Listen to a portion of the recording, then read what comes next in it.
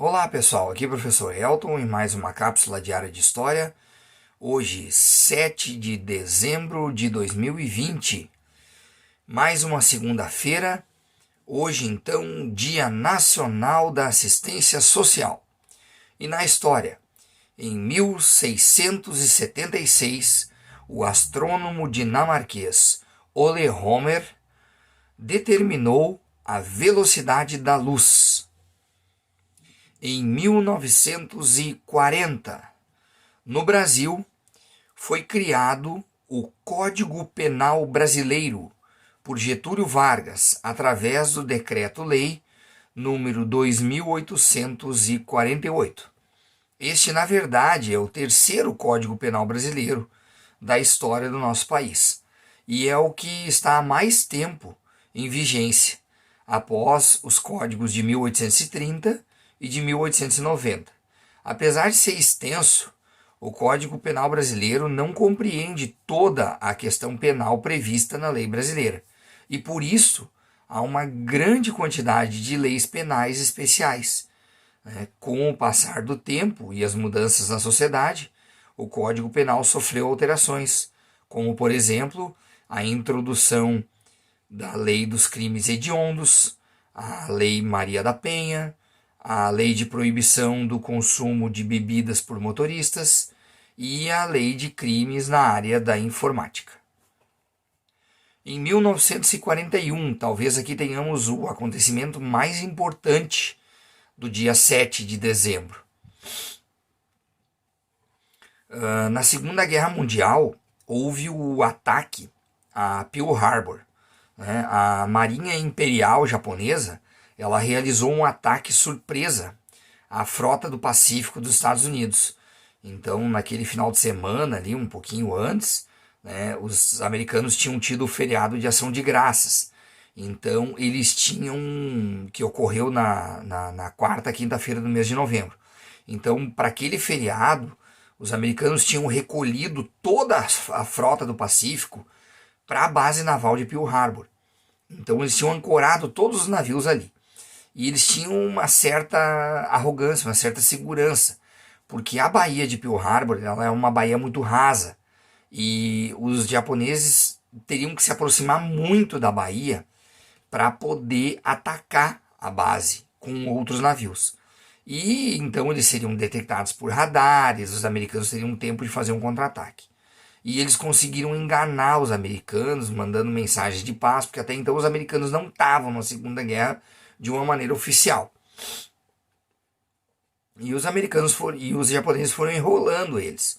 E eles então criaram um sistema para fazer com que os mísseis japoneses fossem por mais tempo flutuando na água, não afundassem e não batessem na barreira de corais.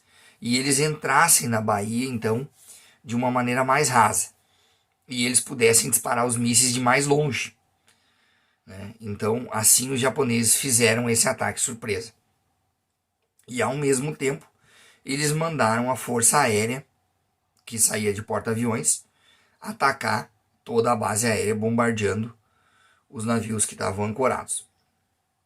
E atacando também os aviões da Força Aérea americana que poderiam levantar e oferecer um contra-ataque contra os japoneses. Tem um filme chamado Pearl Harbor que vale a pena assistir, que conta toda a história desse ataque e do contra-ataque que os americanos fizeram depois. Mas enfim, numa manhã de domingo, 7 de dezembro então, de 1941, os japoneses pegaram os americanos literalmente dormindo, nos navios e na base aérea. E isso causou um número de mortes muito grande entre os marinheiros e os soldados norte-americanos. Então, literalmente pegaram os americanos com as calças na mão, atacando na alvorada, no amanhecer, a base aérea de Pearl Harbor, no Havaí. O ataque, então, atingiu 11 navios que estavam ancorados no porto e cerca de 188 aviões. O total de mortes foram 2.403 militares dos Estados Unidos e 68 civis. Foi a maior derrota que os americanos sofreram e o que levou eles a entrar na Segunda Guerra Mundial. Em 1987, o plano piloto da cidade de Brasília passou a ser considerado Patrimônio Histórico e Cultural da Humanidade pela Unesco, pelo seu conjunto arquitetônico e urbanístico. A capital do Brasil é a única cidade do mundo construída no século XX que recebeu esta honraria, né?